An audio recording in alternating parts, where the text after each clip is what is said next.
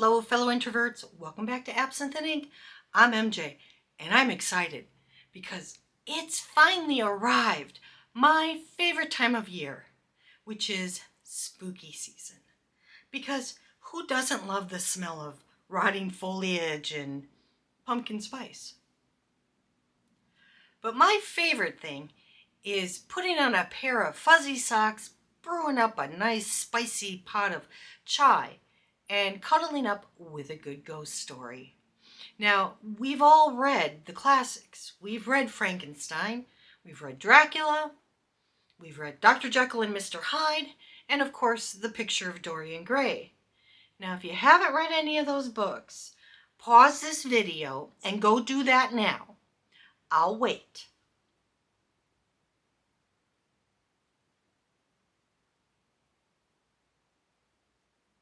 Now, the first book that I have up is written by an author you are probably familiar with, and that is The Monk by Matthew Lewis.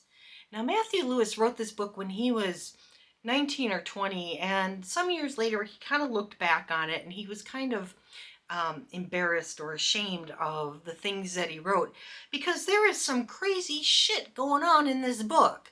Just when you think it can't get any darker, it does. Now, my criticism of this book is that there's a couple of subplots going on, and I think Matthew Lewis was trying to cram too much stuff into this book, because I think some of those subplots could have actually been their own stories.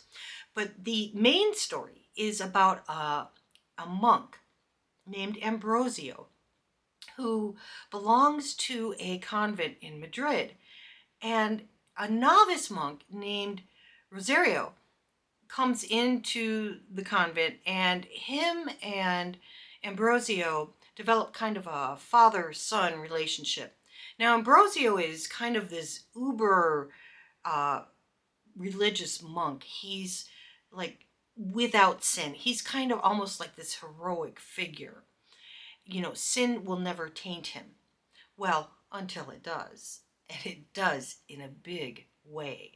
Now, Rosario makes a confession to Ambrosio, and this sets off the whole chain of events that eventually leads to the downfall of Ambrosio. And what a downfall it is.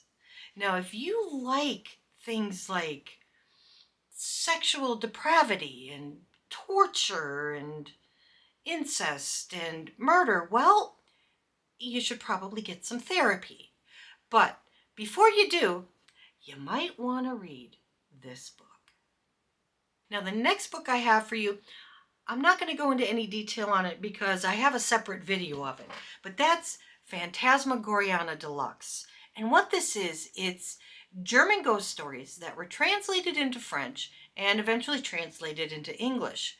But these are the stories that Lord Byron read aloud to Dr. John Polidori, Percy Shelley, and Mary Shelley during the summer of 1816.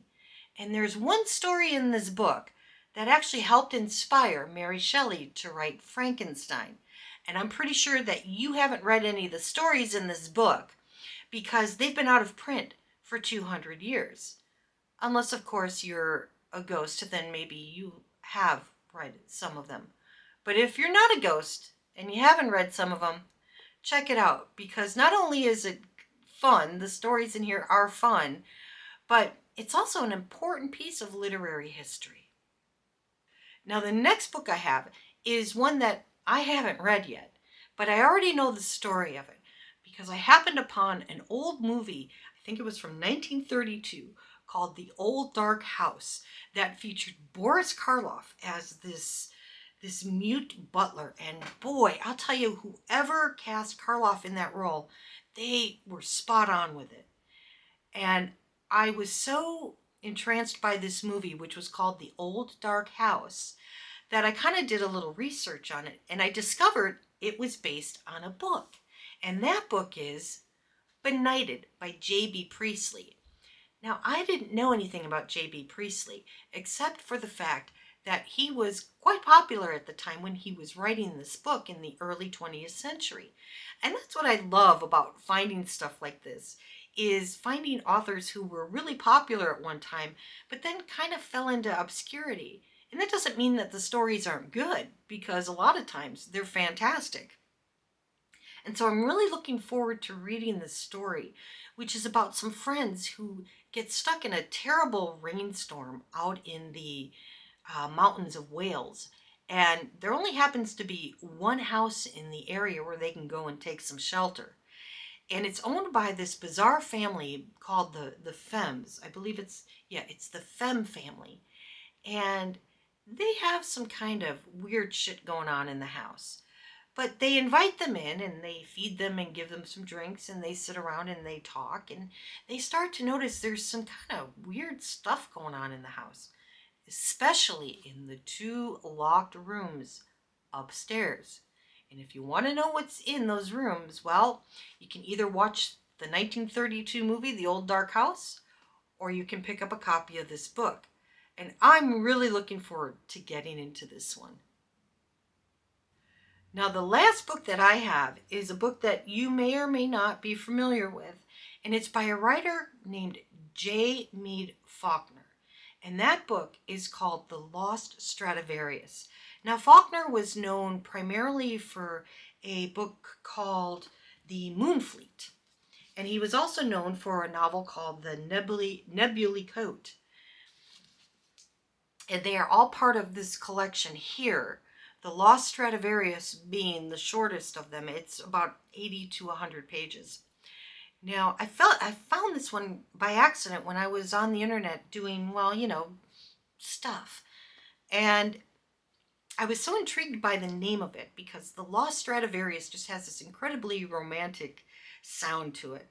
And it's a story about a young gentleman named John Maltravers and his friend, Mr. Gaskell. We never find out what Mr. Gaskell's first name is. And they are two friends who meet up at Oxford University.